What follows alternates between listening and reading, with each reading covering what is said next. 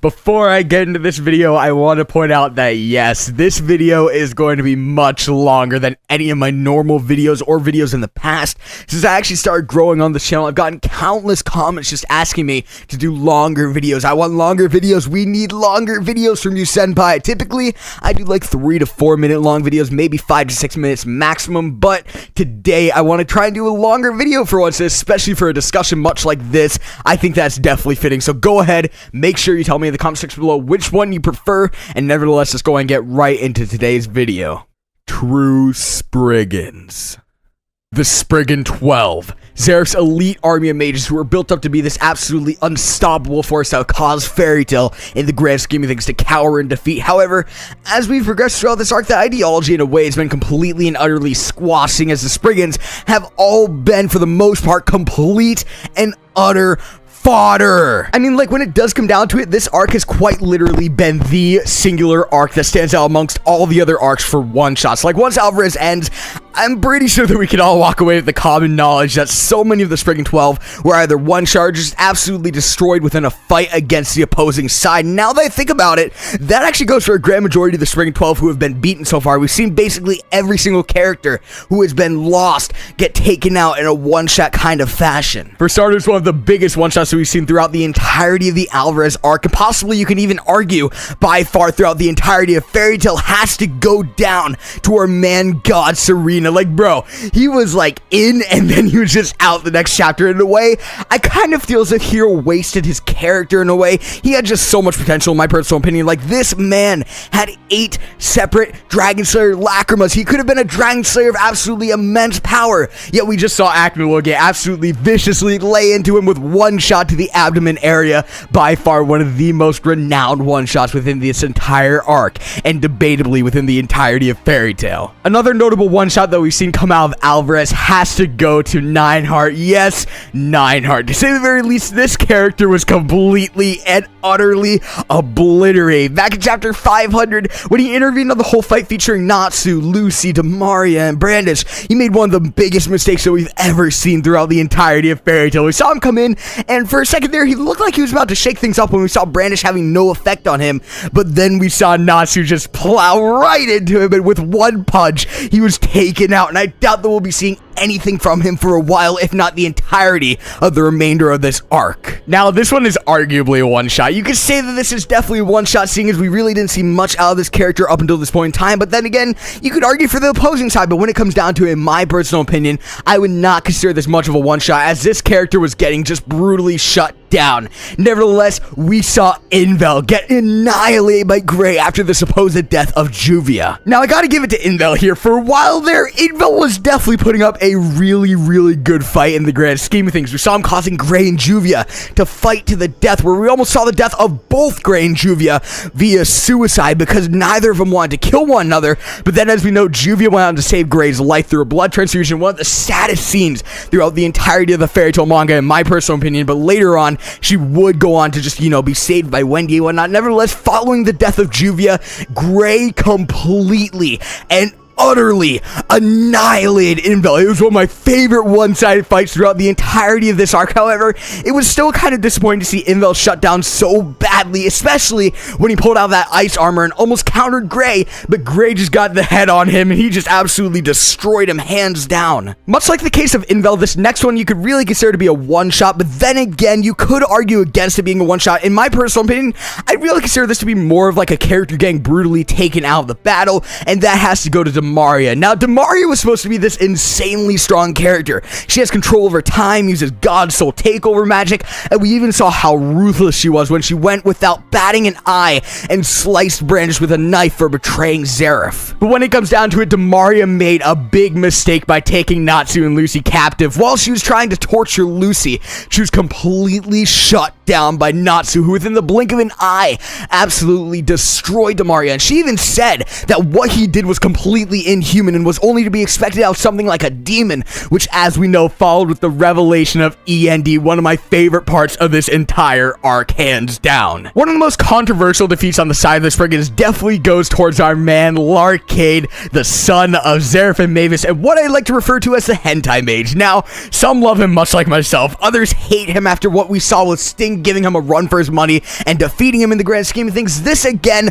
wasn't much of a one-shot in my personal opinion. However, it was still relatively pitiful. I mean, like, let's be honest here. We have to remember that Zeref said that Larcade is capable of beating characters such as Acnologia, and really with that, I highly doubt that Zeref would joke about that. He essentially referred to Larcade as well as a secret weapon of sorts. Along with that, without much effort, Larcade's magic was affecting a good majority of the people on the battlefield, and he was by far one of the most hyped up characters for a good chapter or two there, hands down, but he was absolutely brutally shut down by Sting, and many, including myself at one point, actually tried to argue that this fight was entirely BS in the way that it ended. However, when it does come down to it, Sting could have been considered to be Larcade's counter in regards to his magic. So, as salty as people, much like myself, were, it still had some logic behind the fight, but still, he was brutally put down by Sting. The last major Spriggan that I actually want to touch base with is Irene Belsirion, Urza's mother, whatever you want to refer to her as. Now, as of now, Eileen isn't currently out for the count, but from where we stand within the manga right now, there's no doubt in my mind that Eileen will be receiving an L very, very soon. We've seen Eileen be put through the ringer throughout this fight, but as well, we've kind of found out a lot about what has driven this character to become so vindictive and cruel, so cruel that she has disowned her own daughter. But in due time, I really have no doubt in my mind that Eileen will join the group of Spriggans who were absolutely destroyed by the opposing side. And she's one of the Spriggans who put up the most fight, but still, to think that she's about to be beaten like this after going toe-to-toe with Acnologia at one point, that's pretty crazy to think about. Nevertheless, there have been many more Spriggans who have been put through the ringer during this arc, but I want to actually keep the list narrowed down to some of the major one-shots throughout the entirety of this arc, and really some of the most powerful characters to get destroyed in the grand scheme of things. To say the very least, the Spriggan 12, in my personal opinion, for the most part have been nothing short of a disappointment, and at this current point in time, the only character that I see actually having a chance of taking redemption for all of these insane losses is August, but at the same time, I'm almost certain that he will be taken out as well. Although the Spriggans thus far have been absolutely destroyed, though, with how Zeref introduced the characters and how he presented it back to Mavis back in GMG,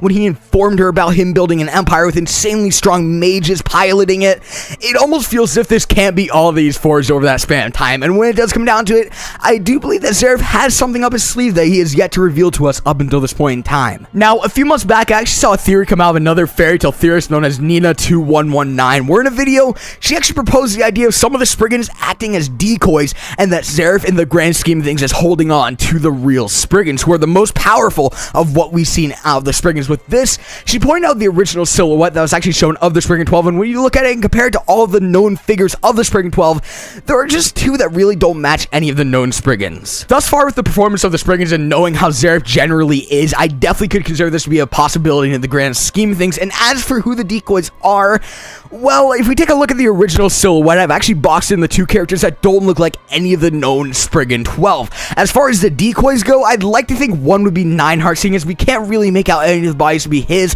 and he was by far one of the most fodder when it comes to the Spriggans. And as for the second one, that's a real shot in the dark right there. We have to as well keep in mind that Nineheart was technically one of Eileen's enchantments. Therefore, you could really try and argue that he being one of her enchantments was a decoy to begin with in regards to the Spriggans. But to be completely honest as well, that would make sense as to why he was literally punched once by Natsu and completely taken out of the war and was completely and utterly fodder in that fight. But with the idea in mind, I question why Zeref has held on to these Spriggans thus far in the war. In the case that these are the strongest of the Spriggan 12, like I'm assuming they would be, then why wouldn't have Zeref just sent them out along with the other Spriggans and completely just kind of voided the idea of having decoys? Well, I do have a possible theory as to why he held off on these Spriggans. So, if they're as powerful as I do believe that they could be, Zeref may have actually held back on them simply because he knew the war would be over really quick if they were to fight, and he wanted to keep the war going. Now, you're probably wondering what logical sense it would make for him to want to draw out a war like this when he had mages strong enough to take out everybody within the arc.